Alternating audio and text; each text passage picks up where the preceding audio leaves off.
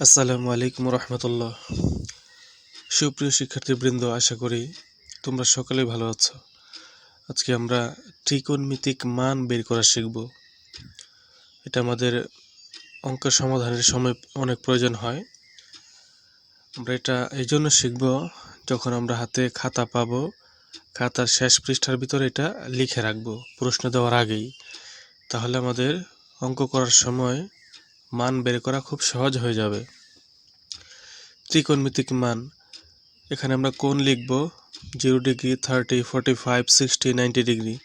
আর এই পাশে সাইন, কস, সেক, cosec, ten, কট এগুলো লেখার পরে এই যেখান থেকে আমরা কাজ শুরু করব। এখন 0, 1, 2, 3, 4 এটা আমরা এখানে লিখে দিব। লিখে দেওয়ার পরে প্রত্যেকটিকে 4 দ্বারা ভাগ করব। প্রথমে 0 থেকে 4 পর্যন্ত লিখেছি, তারপরে 4 দ্বারা ভাগ করেছি। তারপর আমরা এখন ভাগ করে এখানে ফলটা নামিয়ে দেব। 0কে 4 দ্বারা ভাগ করলে 0 হয়। 1কে 4 দিয়ে ভাগ করলে দশমিক আসে, এই জন্য আমরা এটা এইভাবেই লিখে দিয়েছি, অর্থাৎ দশমিক এখানে লেখা যাবে না। আর এটাকে কাটাকাটি করলে কি হয়, 2/4কে কাটাকাটি করলে 2 দিয়ে 2 এর কাছে একবার যায়, 2 দিয়ে 4 এর কাছে দুইবার যায়, তাহলে উপরে 1 হবে, নিচে 2 হবে, হাফ। এটা কাটাকাটি করলে এরকম হয়, হাফ হয়। আর এখানে যেহেতু কাটাকাটি যায় না, তাহলে ভাগ দিব। ভাগ দিলে 3কে 4 দিয়ে ভাগ দিলে দশমিক আসে, এই জন্য দশমিকটা লিখবো না, যেভাবে আছে এইভাবে লিখে দিব। আর এখানে আমরা দেখি কাটাকাটি যায় কিনা। 4কে 4 দ্বারা কাটলে কত হয়, 1 হয়। 4কে 4 দ্বারা কাটলে 1 হয়। আমরা এই লাইন থেকে এই লাইন করলাম, প্রথমে দেখব আগে কাটাকাটি যায় কিনা। কাটাকাটি গেলে তো গেলই, না গেলে আমরা তারপরে ভাগ করব। ভাগ করার সময় যদি দশমিক আসে, দশমিক লেখা যাবে না, যেমনি আছে ওইভাবেই লিখে রাখতে হবে। এখন আমরা রুট দেব, প্রত্যেকটার উপরে রুট দিলাম। রুট দেওয়ার পরে এখন সাইনের মানটা আমরা বের করব।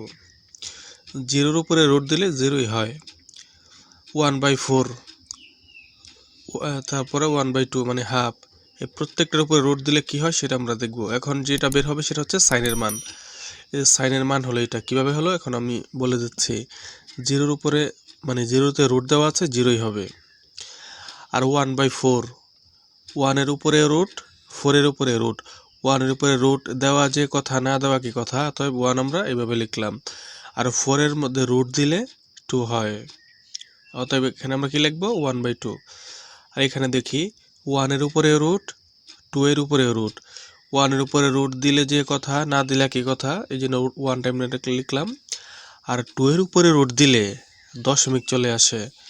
2-এর উপরে রুট দিলে এটা ক্যালকুলেটর করে দেখবে, 2-এর উপরে রুট দিলে দশমিক চলে আসে। যেহেতু দশমিক চলে আসে, আমরা সেই দশমিক নিতে পারবো না। 2-এর উপরে রুটকে মানে 2-এর উপরে রুটকে দিয়ে রেখে দিব। তারপরে 3 আর 4, 3-এর উপরে রুট, 4-এর উপরে রুট।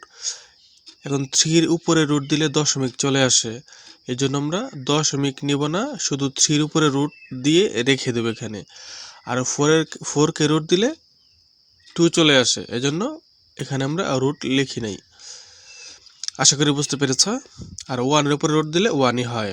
এর হচ্ছে সাইনের মান। সাইনের মান। এখন আমরা কজের মানটা বের করব। সাইনের মানগুলো শেষ থেকে উল্টিয়ে দেব, অর্থাৎ শেষে যে মান রয়েছে, শেষে 1 রয়েছে, 1 এখানে দেব। √3/2 রয়েছে, তারপর এখানে দেব। 1/√2 এখানে দেব, 1/2 এখানে দেব, আর 0 শেষে দেব। অর্থাৎ সাইনের মানগুলো শেষ থেকে এই কজের মানের প্রথম বসিয়ে দেব। এই যে আমরা দিলাম সাইনের মানের যে শেষটা, সেটা এখানে দিয়েছি। তারপর এটা, তারপর এটা, তারপর এটা, 0 শেষে উল্টিয়ে দিয়েছি, অর্থাৎ কজের মান আমাদের বের হয়ে গেল। এবার সেকের মান। সেকের মান বের করব। কজের মান যেগুলো রয়েছে সেগুলো উল্টিয়ে দেব, অর্থাৎ হরেরটা লবে চলে যাবে, লবেরটা হরে চলে আসবে। 1-এর নিচে হর, হর হচ্ছে 1, আবার লব 1, তাহলে এখানে 1ই হবে। আর এখানে √3/2, অর্থাৎ লবেরটা হরে চলে যাবে, হরেরটা লবে চলে যাবে। দেখি এই যে 1-এর এখানে 1ই হবে। আর নিচে 2 রয়েছে, হরে 2 রয়েছে, লবে 2 চলে গেল, √3 হরে চলে গেল, মানে উল্টে গেল, নিচের টুকুর উপরটা নিচে। এখানেও ওয়ান লবে রয়েছে, ওয়ান চলে গেল হরে, কিন্তু নিচের ওয়ান লেখা লাগে না বিধায় √2 এর নিচে আমরা ওয়ান লিখে নেই। এখানেও 1/2, তাহলে 2 উপরে চলে যাবে, ওয়ান নিচে চলে যাবে।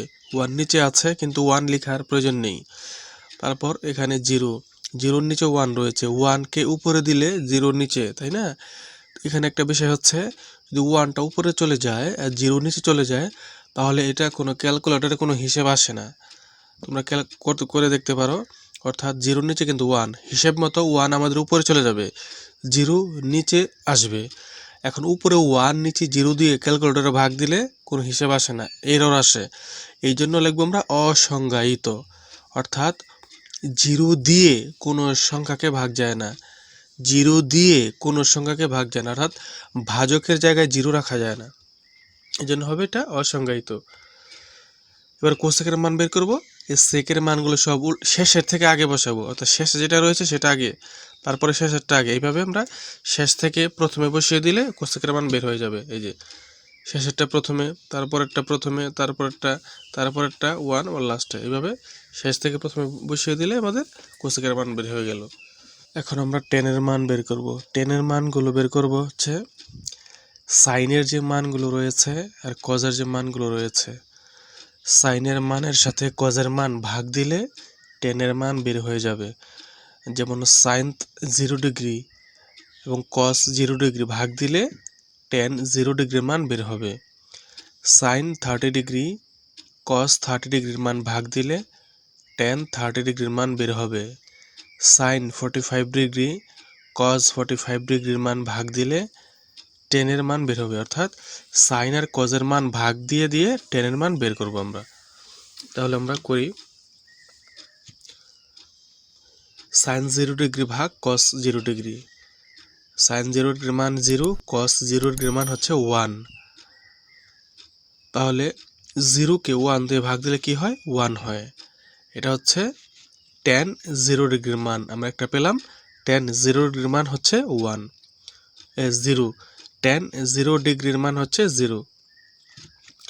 এবার সাইন 30 কস 30 ডিগ্রির মান নেব। সাইন 30 কস 30 ডিগ্রির মান নিয়ে এখন আমরা ভাগ করব। আমরা জানি ভগ্নাংশের ভাগের সময় গুণ দিয়ে উল্টে যায়, অর্থাৎ গুণ দেওয়ার পরে হরেরটা লবে চলে যাবে, লবেরটা হরে চলে যাবে। এই 2 উপরে চলে গেছে, √3 নিচে চলে গেছে। ভগ্নাংশের গুণের সময় গুণ দিয়ে একটু উল্টিয়ে দিতে হয়, কিন্তু প্রথম অংশটা ঠিকই থাকবে।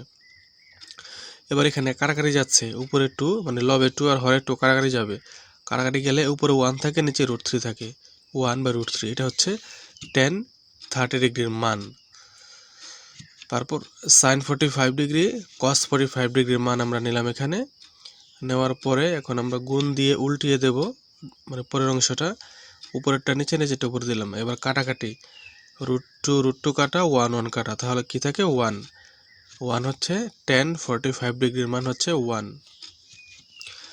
সাইন 60 ডিগ্রি কস 60 ডিগ্রির মান, এখন আমরা দুইটা মান নিলাম, নেওয়ার পরে গুণ দিয়ে পরের অংশটা উল্টিয়ে দিলাম, 2 উপরে 1 নিচে গেল, কাটাকাটি যাচ্ছে, 2 কাটা, তাহলে উপরে √3 নিচে 1, নিচের 1 মানে হরের 1 লেখার প্রয়োজন নেই, শুধু √3। √3 হচ্ছে টেন 60 ডিগ্রির মান। এবার হচ্ছে সাইন 90 এবং কস 90 ডিগ্রির মান, দুইটা মান নিলাম, 1 এবং 0। আচ্ছা, এই 1 তো উপরে, আমরা যখন ক্যালকুলেটর হিসাব করব 1 উপরে ধরবো, 0 নিচে, মানে 0 হচ্ছে ভাজকের জায়গায়। ভাজকের জায়গায় যদি 0 থাকে তাহলে সেটার কোনো হিসেব হয় না, এরর আসে। ক্যালকুলেটর করলে দেখা যাবে এরর লেখা আসে। আপনি 0 দিয়ে কোনো সংখ্যাকে ভাগ যায় না, সেটা হচ্ছে অসংজ্ঞায়িত। তাহলে আমরা লিখব অসংজ্ঞায়িত।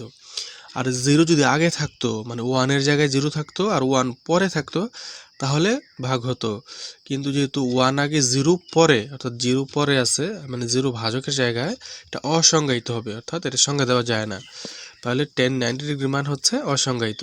এই যে টেনের যে মানগুলো পেলাম, 10, 0, 10, 30, 10, 45, 10, 60, 10, 90, এই মানগুলো পেলাম, এইগুলো আমরা এখন বসিয়ে দেব। এই যে টেনের যে খালি ঘরটি রয়েছে, এই টেনের মানগুলো এখানে বসিয়ে দিলাম, যেগুলো আমরা পেলাম একটু আগে।